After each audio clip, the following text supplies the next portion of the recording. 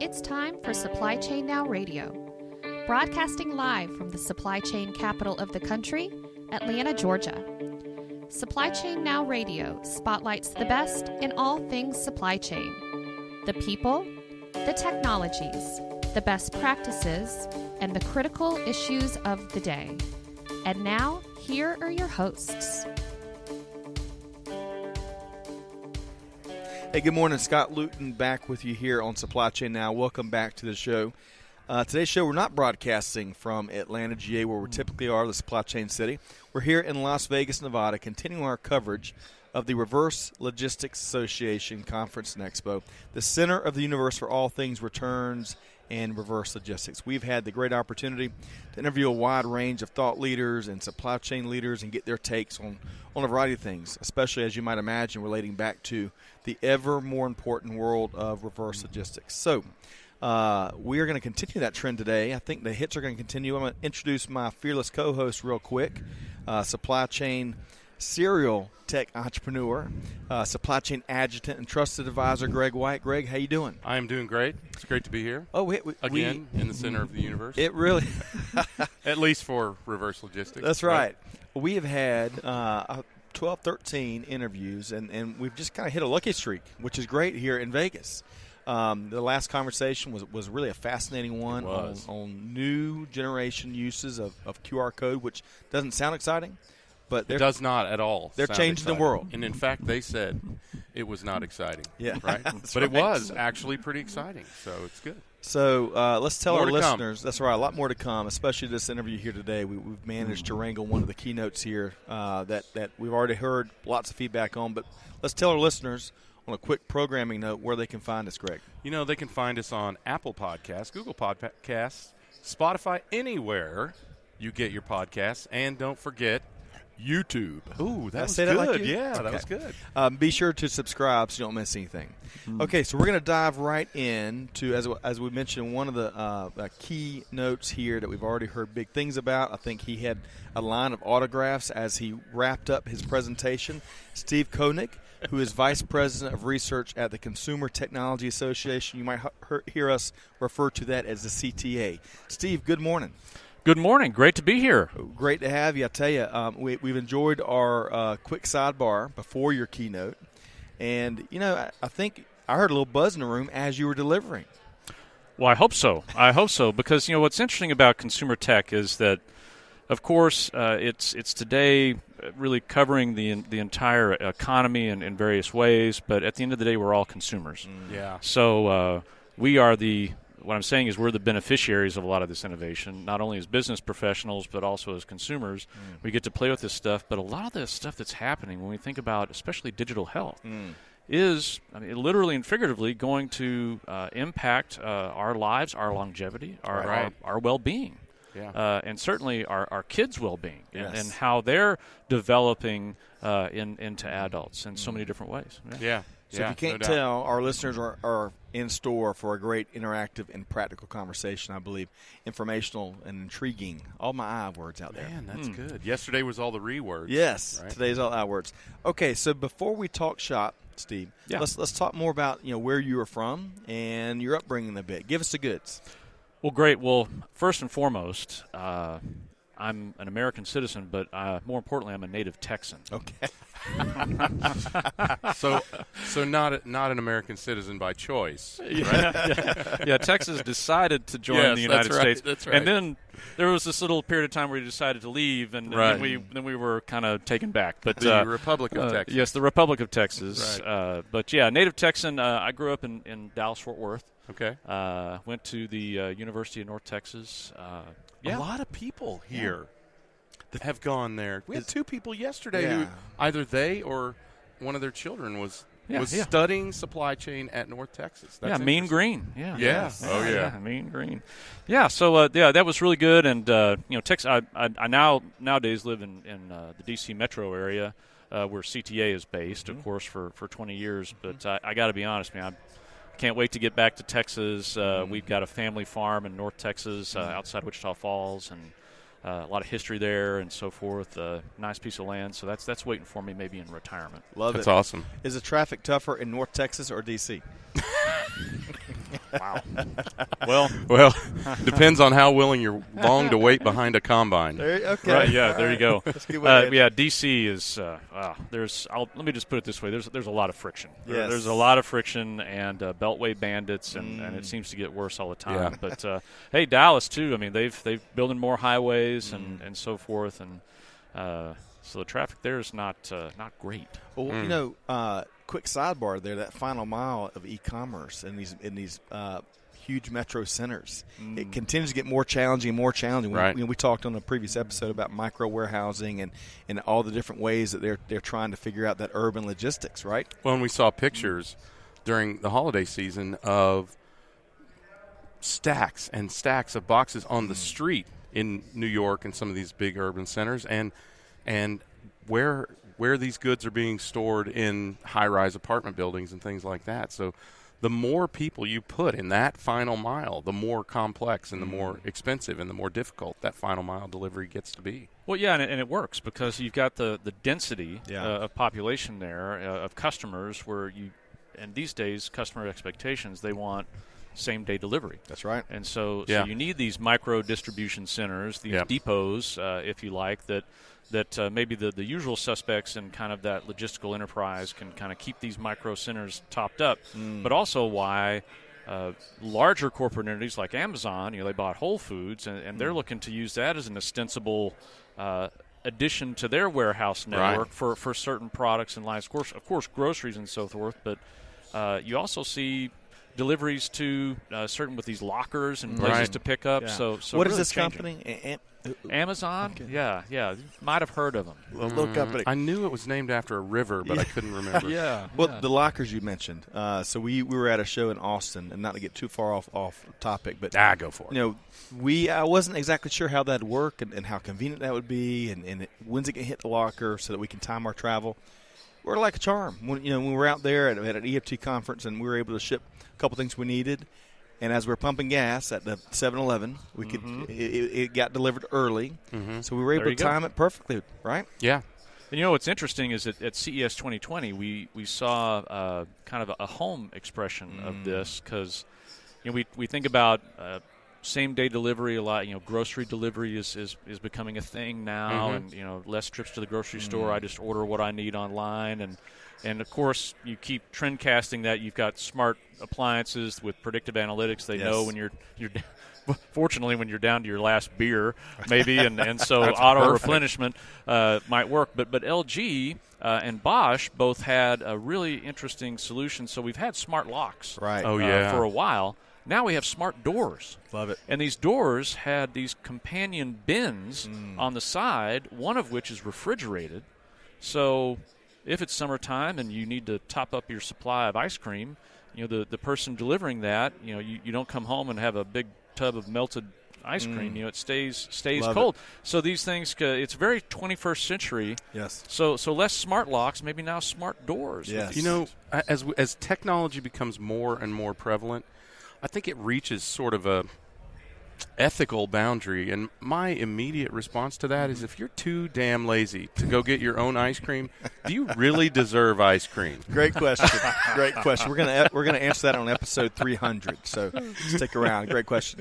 Real quick though, the grocery delivery business it has become huge business after years and years of companies trying to crack that nut because they couldn't quite make money doing it. Well, clearly all that's changed. Walmart, if you looked at the Super Bowl, the millions of people that looked at the Super Bowl, Walmart clearly invested a lot on commercials, great commercials, right? Yeah. Well, they're number one grocery delivery. They're figuring out that e-commerce that has given their long-standing business model a few challenges. So it's really neat to watch these companies that have been around forever evolve to compete profitably in today's e-commerce world. Sure. So let's. I think we could dive in. It sounds like you're going to fit right in. We could have a 3-hour episode, but let's not do that. Let's talk about your professional journey before we kind of move into CTA and get some of your insights. So, how did you get? Paint the picture of how you ended up as VP of Research at CTA. Yeah. Well, first and foremost, I've never been convicted. It's good to know. Noted. Best practice students listening, don't get convicted. We're going to put that in the show notes. Yes. Never convicted. Yeah, that was from Bill Murray and Stripes. Yes, if you remember, like that. Never convicted. Never convicted. But so I actually studied at University of North Texas. I studied psychology. Okay. Starting out because I was really interested in how humans think. And so forth, and I had this idea that I might go through and get my PhD and so forth, and then I kind of figured out, wow, this is going to take a really long time and a lot of money, a lot of student debt, but I was still very interested in that whole genre of human behavior and cognitive processes and so forth. But I saw more opportunity. I've always been interested in business.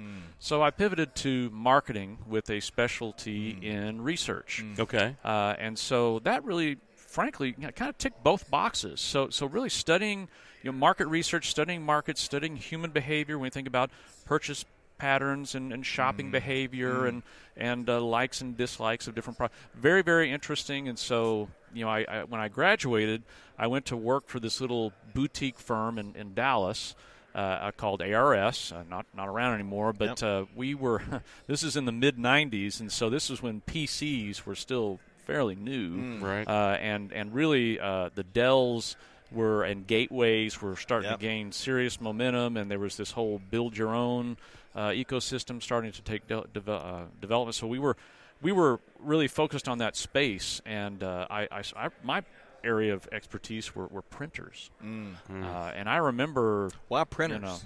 Well, it's just part of that computing ecosystem. So I had a colleague that focused on the monitor market, and of course those were CRTs, and if you had a 20-inch monitor, you Super VGA, you were like you had a box. I mean, it was a tube, right? I mean, it was so nowadays we have the flat panels, right? But this was, I mean, you had to like move your desk away from the wall. Is Steve at his desk? You'd have to look around. You could put Post-it notes on the side of your monitors. Or like a sign on the top that said "in" or "out," so people could look in and say, "Oh, he's back there." Yeah. But in any case, so all these peripherals, we were studying this whole ecosystem, and that was really good.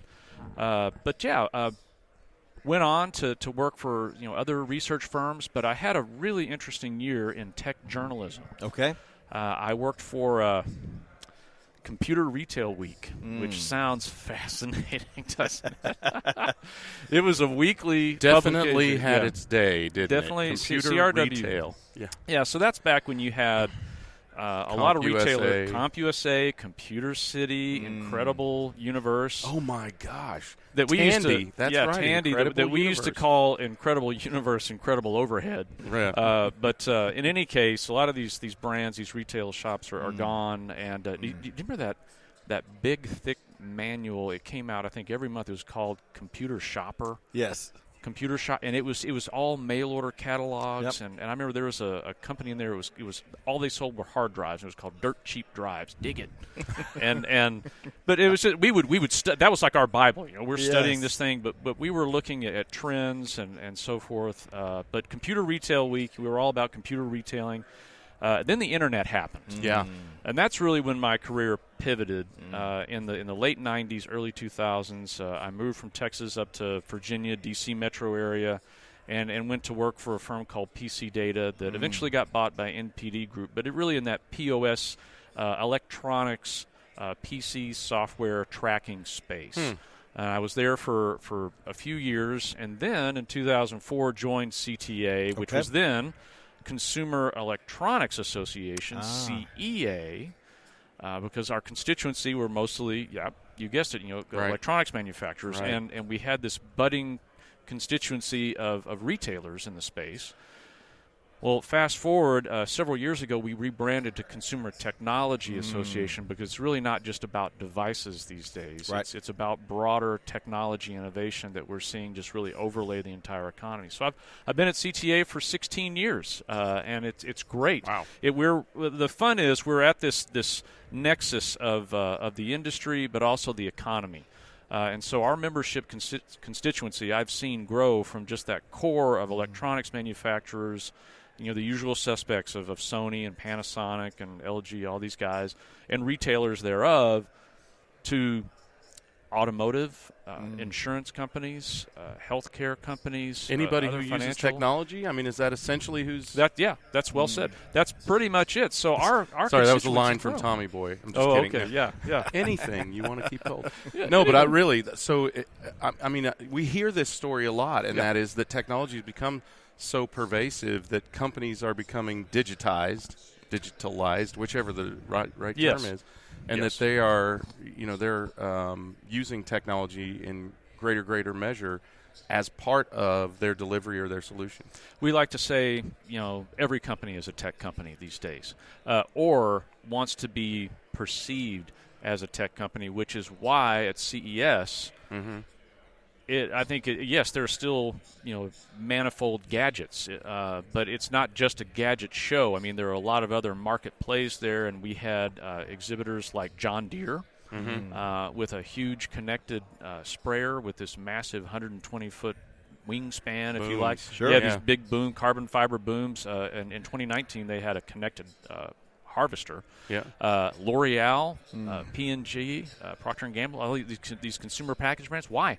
Well, because they're developing technology solutions in their marketplaces because this is what consumers expect. Right. They don't want to keep doing it the old way, and brands want to be perceived as innovative. Right. And they can't afford to keep doing it the old way. Correct. And so they're embracing consumer tech in a number of ways to improve the user experience, deliver better convenience. I mean, it goes on and on and on, which is why CES 2020 covered nearly 3 million net square feet of space and is the world's largest innovation event on the planet. I mean, it's the biggest tech event on the planet, world's largest innovation event, why we have over 170,000 trade professionals attending the show from all walks of the industry and economy. Yeah.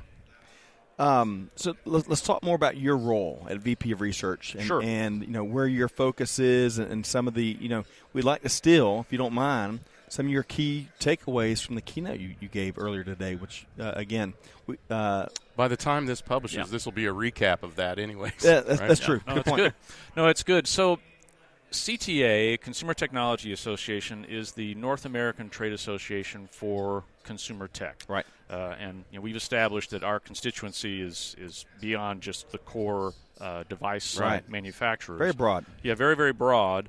And we're best known probably as the owner and producer of CES. Right. And a lot of CES is so large and so influential.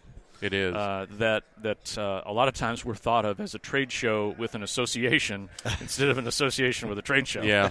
But in any case, so whilst we're probably best known as the owner and producer of CES, really, like a lot of other trade organizations, I mean, we're very much involved with policy advocacy, and what I'm saying is really helping preserve America's leadership on the global technology innovation stage, clearing a path for innovators to bring those innovations to market to help not only make America more competitive, but to help us as Americans and so forth.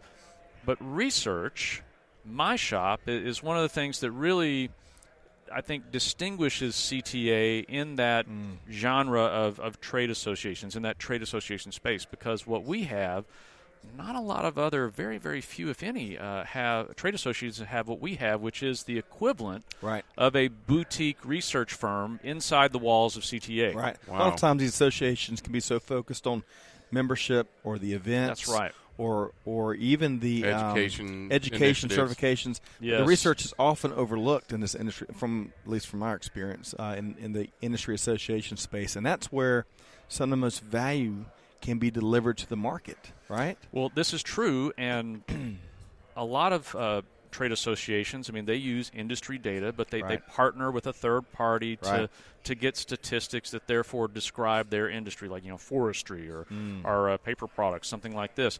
Well, we generate our own statistics because we work with our constituency which is massive. To get perspective on the market. So we have, and this is remarkable. It sounds remarkable to a lot of people. Like, what, really? Yeah. About on order 25 to 30 different B2C and B2B studies per year. I mean, that's everything looking at human behavior as it relates to technology to topics like new use cases for drones, also artificial intelligence, 5G, so B2C, B2B, domestic, international. We do a lot of international work, so we look at markets like China, and we kind of compare and contrast what's happening there, also Europe.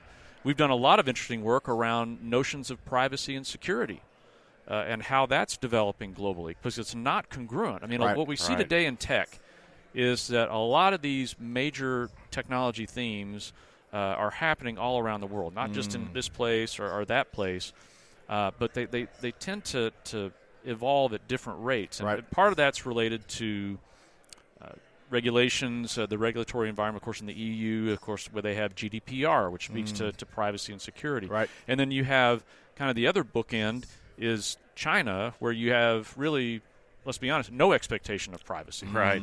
And so when we think about where's the U.S., well, somewhere in between. So we do a lot of work with our research to inform technology policy advocacy in the U.S. and in Canada, but also it's a really big hook for membership, because everybody is looking for perspective on these major trends.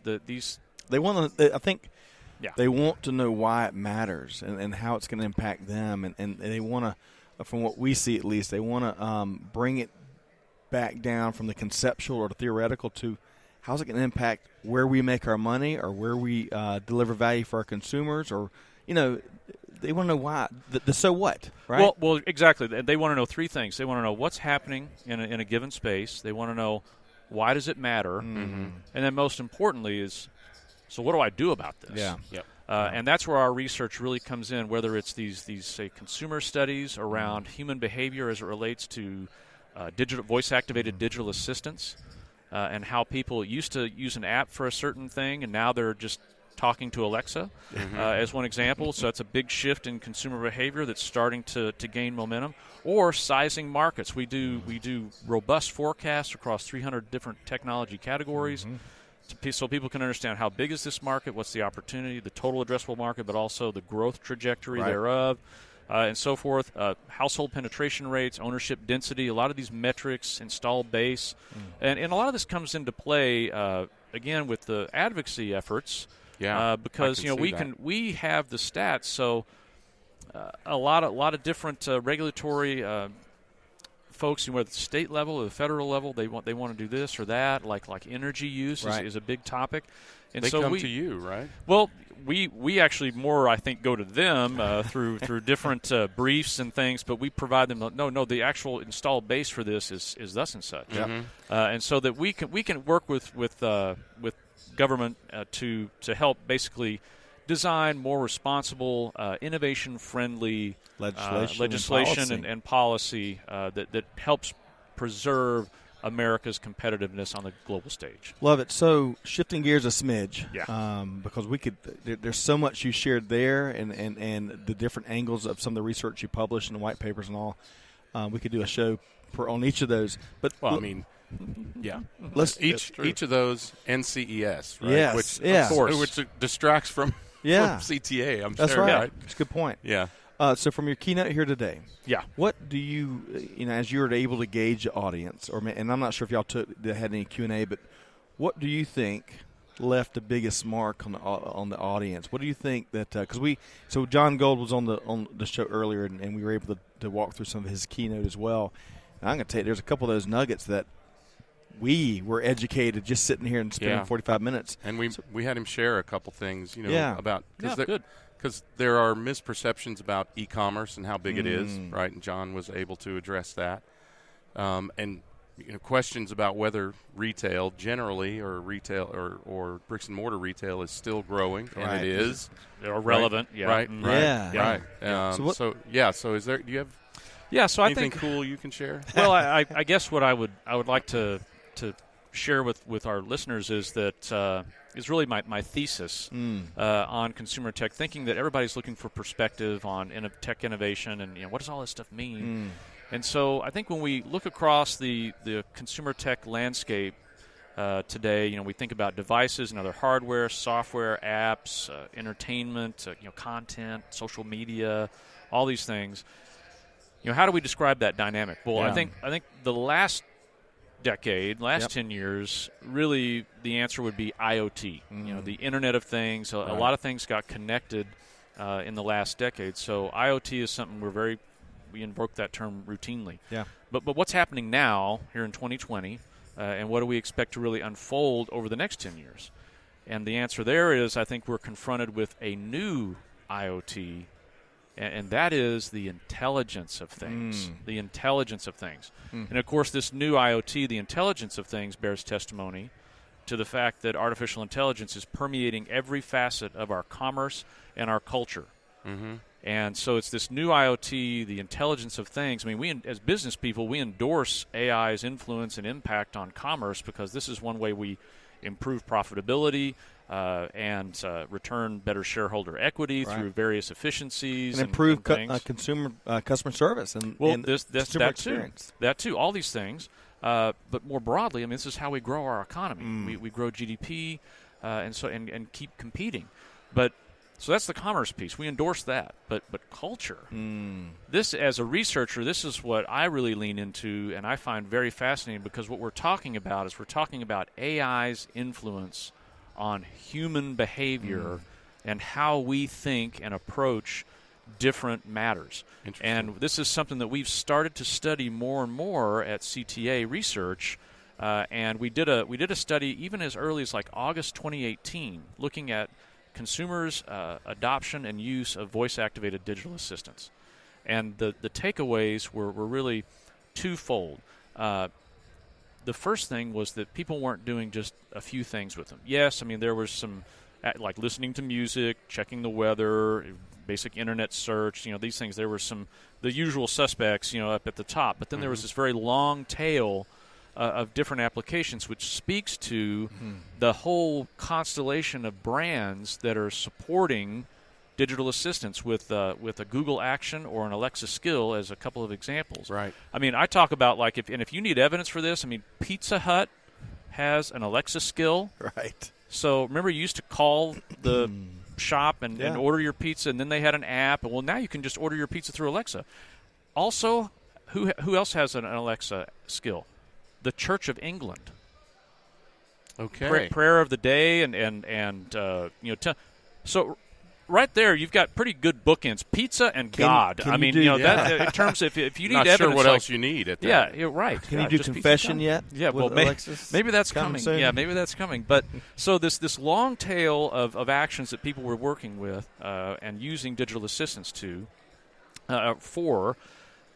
And then what was the second thing that was interesting is that when you look across all those different actions, these were actions that ordinarily, maybe a year or two ago, people would ordinarily, fire up an app on their phone or go to a website, click around. Right. They were just pivoting to Alexa or Google Assistant for. So right there, and this was like August 2018, we could start to see human behavior shifting, and that's just going to increase. So the commerce piece of the intelligence of things, we get that, but the culture piece is something that we're going to live out as consumers and will reshape our lives in this data age of this decade. Here in 2020 is where it starts. So your assertion regarding the intelligence of things is that as technology gets smarter and smarter, it's not just reporting, it's acting. Is that, discern between Internet of Things, right? Your beer shelf, knowing that you only have one beer left, right? Yeah. And the intelligence of things. So give us an idea of the difference there. Well, what we're talking about there is,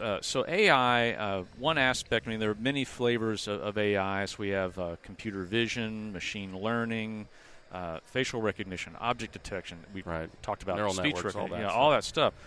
But in that use case, what we can really expect to unfold over this decade is AI, more automation vis-a-vis AI, and that will be great and small. And when I'm talking small, I'm talking like really small. Like I don't have to have that mental bandwidth and remember that I'm down to my last beer, or whatever, or I don't have to take an action to then add it to my shopping list. It's just done for me. Sure. So it's automating all kinds of little micro tasks that today we still have to keep track of and do. We burn bandwidth on. Well, we burn bandwidth, and then the more larger expression of this are automating tasks. Like in my keynote, I talked about how McDonald's is starting to look at deploying a digital assistant at the drive-through. Love it. Which is why would they do this? Well, it's because the person working the drive-through has a tough job. It's a low-paying job probably, and they've got to take the order. They've got to handle the transaction. They've got to organize the order, and the people coming through are in a hurry just on principle. So what I'm saying is we can expect a lot more human-machine partnerships just things that we don't even think about. AI is taking care of, like down to your last beer example, and it's automatically automatic fulfillment. Or things down to these more in the workplace, on the factory floor, in the warehouse, human-machine partnerships. That's what we can expect to unfold over these next 10 years. So hey, Ronald. Right. Here's one of the interesting things related back to the psychology of this technological revolution we're seeing. So tell a little secret. So with our family, we got two Alexis. Alexi. 2 devices. I don't even know. A couple of dots. We put one in our den and put one in the upstairs kids' room, right? We got 3 kids. And we got tired of yelling because they've got a couple doors that they always shut. So after they go to bed, so they never come hard down. To take them off the hinges these days, well, like your parents did. True. I should have thought of that. So now we say, hey, Alexa, drop in on the kids, and it drops in directly into their room. Yeah. Well, it took – Amanda was a quick study. It took me a while to come around to accepting that this is what we're going to do rather than just yell like Fred Flintstone up the stairs. The kids, on the other hand, love it. And now they have learned how to make announcements to us. And they just I think so my long point, besides kind of sharing a skeleton in the closet, is the kids and this revolution we're seeing, it is bringing out the innate technologists that are at heart, right? Yeah. They're digital natives is one term that's maybe overused, but you're exactly right. I mean, kids, I hear from a lot of folks that have young kids, they just take to it quite naturally. And it's like, I can't even get Alexis right. I can't even get the name that I'm supposed to get it to respond. Kids have got it diagnosed and how they can use it to their advantage in very short order. It's just they accept it and they get used to it. And so all this technology adoption, all this usage. Right. I mean, it's also. I mean, the other side of that coin is there's an increasing narrative, of course, that we endorse around. So call it digital hygiene, and we start to see examples of this. Like if you have an iPhone, you'll get a little pop-up that says, hey, your screen time went up 20% this week. And so we're getting more metrics to keep it real. Right. But I think what we can expect is less of the technology kind of like in your face, if you like, but more in the background. So like with Alexa, we're around the house. We just, Alexa, what's my first meeting? Or what's even more interesting that we can expect is right now we have to initiate conversation with say, Alexa, don't we? Right. That's right. Well, I don't think. We? Yeah. Well, not for much longer because pretty soon, and if we opt in, which is the key phrase, if we opt in for this, I think Alexa or other voice-activated digital assistants will start conversations with us. Yes. And so that's some of the things that we started to see at CES 2020 is these AIs really becoming like digital or virtual companions. And, of course, She. She, the movie, with Joaquin Phoenix. She. Great movie. If you haven't way seen ahead it, you of need its to see time. it. Yeah. Yes. Very, dystopian to be clear. But I think emblematic of kind of the very thought-provoking and how we can sit. But this has kind of real-world implications for like seniors at home, aging parents, that they have a virtual companion that's there, that's kind of that never sleeps, that's there all the time. Have you fallen and can't get up? Rather than having to initiate the conversation. A lot of folks may not remember that commercial in the 80s. That's a good point. You know what I mean? You don't have to wear the little whoosy what's it around. Yeah. They still sell that thing. I know. They say from the makers of I've Fallen, I Can't Get Up, they trademarked the phrase. Well, and here's another example. So what do we have to do? Like, let's say there's a big snowstorm predicted overnight, but we've got, a 9 o'clock meeting at the office. We've got to be there, and we go to sleep and we wake up, and what we do now is we look out and we're like, oh my gosh, we're snowed in. Well, what if these, based on our prescribed requirements, like something like this, hey, I want you to tell me. Maybe the AI wakes us up a little bit early to say, hey, It snowed overnight, and I need to get you up earlier because you're going to need more time to get into the office. Instead of like I wake up at the regular time, there's no way, I'm late, I missed the meeting, everybody's upset. That's helpful. Or it goes to Zillow and says, hey, there's a house in Florida for sale, and we think you could make enough off selling your house to buy that house and never have to deal with this again. Would you program my Alexa, please? That's all right, so let's I hate to start to close down the interview because there's so much we can There's so much we can unpack. We're going to have you come back. Okay. After you maybe do it remotely maybe we should go to or CES, the next event. Definitely. Right? But I think you need to. Yeah, we'll get you back. Love to get you to weigh in more on some of the topics you brought up. But appreciate your support of the RLA coming out and keynoting. We know it went well. We've enjoyed, I find the combination of technology and the human psychology side absolutely fascinating. Yeah, and especially for your kids because it's going to totally shape their development in a lot of, I think, very positive ways. Yep. And so forth. But don't be shy. Drop in on them more. I will. I will. But how do as we wrap up, how can folks learn more about the Consumer Technology Association? Yeah, it's real simple. Our website is cta.tech, TECH. Yep. And ces.tech for more about CES 2021, which will be January 6th through 10th. Right here in Vegas. Yeah, right here in Vegas in 2021. Biggest show held in Vegas, is that right? I think in terms of the size and scope, there are some others that I've heard of Concrete World, which is a lot of the outdoor, concrete. SEMA, which is automotive, so it takes SEMA up a lot of space. Yeah, a little bit smaller, but yes, it's CES is pretty much in a class by itself. And they can, by a lot of measures. They can access research and show everything at the URL, right? Yeah, at cta.tech, they can learn about listeners can learn about membership opportunities, how to connect with our research, of course. We've got a lot of great studies that offer a lot of perspective on a lot of different topics, so we'd love to connect. And it's great to be here at RLA. Yes. They're an allied association of ours. We're very pleased to partner with RLA, and great to be with you both today. Yeah, thanks likewise. for having me Thank you. on. Very enjoyed it. Really enjoyed it. So we've been talking with Steve Koenig, Vice President of Research with the Consumer Technology Association. Learn more at cta.tech. Sit tight for just 1 second as we wrap things up. Greg, hits keep coming. Yeah. Home run, Steve. Yeah. Fascinating. So much we can't get to in a 35, 40-minute conversation, so we'll have to dive in deeper down the road a bit. For our events, where are we directing people to? SupplyChainNowRadio.com/events. That's right. You can learn about Modex, AIAG, Corporate Responsibility Summit, AME, and another AIAG Summit. We get to go to Detroit twice and look at cars. And inform the people. Yes. Great. Yeah. Inform the people. And we always invite our audience to come check us out in person. We love these conversations like this. We learn so much, and hopefully our audience learns as much as we do. Check out events at supplychainnowradio.com. Be sure to check us out wherever you get your podcasts from, including YouTube. Be sure to subscribe so you don't miss anything.